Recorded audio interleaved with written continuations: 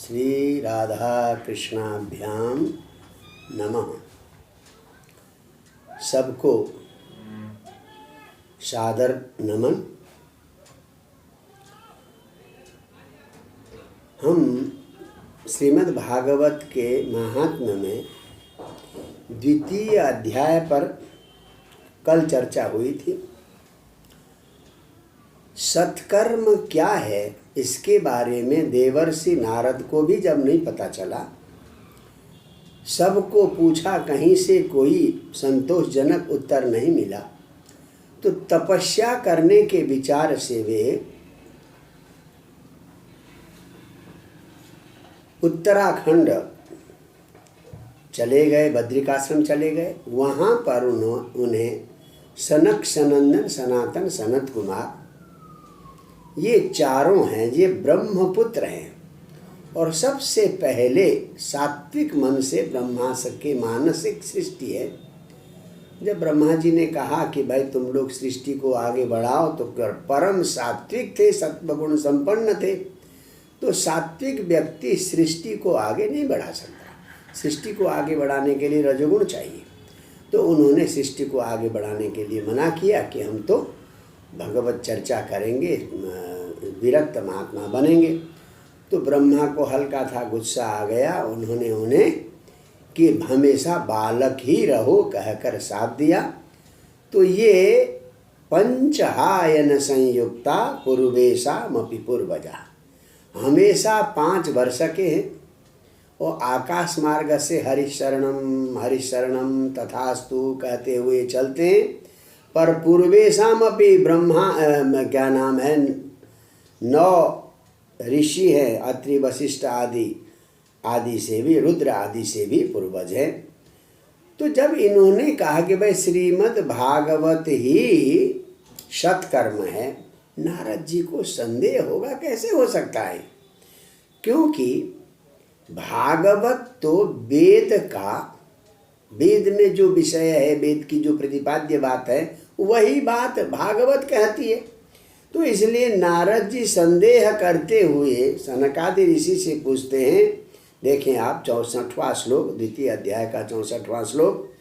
वेद वेदांत घोषैश्च गीता पाठै प्रबोधितं भक्ति ज्ञान विरागाणां नोदतिष्ठत्रिकं यदा। वेद वेदांत की ध्वनि से, बार बार गीता पाठ से बुलाने पर भी भक्ति ज्ञान और विराग में से कि दोनों ज्ञान और वैराग्य नहीं उठे। क्योंकि भागवत में तो जो वेद की वेदांत की बातें हैं वही बात भागवत में कही है। कहते हैं श्रीमद् भागवतालापा तत्कथम बोधमेष्यति, कि भागवत की चर्चा से, भागवत की कथा से वो कैसे जग जाएंगे ज्ञान और वैराग्य। क्यों? तत्कथा सुत वेदार्थ श्लोके श्लोके पदे पदे, भागवत के प्रत्येक श्लोक में, भागवत के प्रत्येक पद में वेद का ही अर्थ है। जब मूल वेद सुनाने पर नहीं जगे तो वेद का अर्थ बताने वाले भागवत के सुनाने से कैसे जग पाएंगे? ये संदेह हो गया हमारे नारद जी को। तब हंसते हुए सनकादि कुमार कहते हैं, भागवत वेद और उपनिषद के सार से निर्मित है। बहुत बढ़िया। कहते हैं आप 67वां श्लोक देखें। वेदोपनिषदां सारात् जाता भागवती कथा अत्युत्तमा ततो भाति पृथग भूता फलाकृति। वेद और उपनिषद के सार से भागवती कथा, भागवत की कथा जाता उत्पन्न हो गई है। इसीलिए वेद और उपनिषद का सार होने के कारण अति उत्तमा। बोले कैसे? जैसे पृथक भूता फलाकृति, यानी हम वृक्ष को नहीं खा सकते। वृक्ष से जो अलग हुआ है फल, हम उसको खाते हैं। तो समझिए वेद और वेदांत तो हैं वृक्ष, और उस वेद और वेदांत रूपी वृक्ष से अलग हुई ये फल की आकृति वाला क्या है? श्रीमद् भागवत है। तो इसलिए मूल से ज़्यादा प्रभावशाली है उसका फल। बहुत सारे उदाहरण देकर समझाते हैं यहाँ पर। देखें आप 68, 69 और 70वां श्लोक, बहुत बढ़िया उदाहरण दिया है। आमूलाग्रम रसस्तिष्ठन् आस्ते न स्वाद्यते यथा शभूयः संपृथग् भूत फले विश्व मनोहर। किसी भी वृक्ष में आमूल अग्रम, जड़ से लेकर पत्ते तक रस तो है।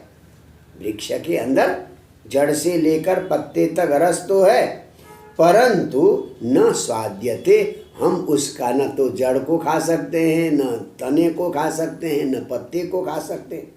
वही रस जब वृक्ष से अलग फल के रूप में निकलता है तो स्वाद्यते, बड़े आराम से उसको खाया जाता है। अब देखिए बहुत बढ़िया दूसरा देख लीजिए। यथा दुग्धे स्थितं सर्पी न स्वादायोपकल्पते पृथग्भूतं हि तद्गव्यं देवानां रसवर्धनम। कहते हैं यथा जैसे दुग्धम, दूध के अंदर सर्पी घी है, परंतु दूध पीते हुए हमें घी का स्वाद नहीं मिलता। और वही जब दही जमाकर बिलोकर फिर हम घी बनाते हैं, पृथक भूतम देवानाम रसवर्धनम, देवताओं को भी रस देता है। भगवान देवताओं को तो घी अत्यंत प्रिय है। तीसरा उदाहरण देते हैं। इक्षूणामपि मध्यांतं शर्करा व्याप्य तिष्ठति पृथग् भूता च सा निष्ठा तथा भागवती कथा।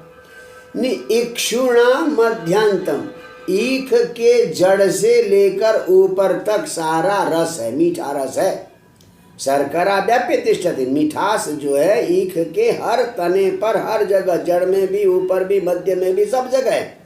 परंतु वही रस अलग होने के बाद जब चीनी बन जाती है, शर्करा बन जाती है, पृथक भूता सा मिष्ठा तथा भागवती कथा। उसी प्रकार से वेद और वेदांत रूपी उस वृक्ष से अलग हुई भागवती कथा वेद वेदांत से भी ज़्यादा मीठी हो जाती है।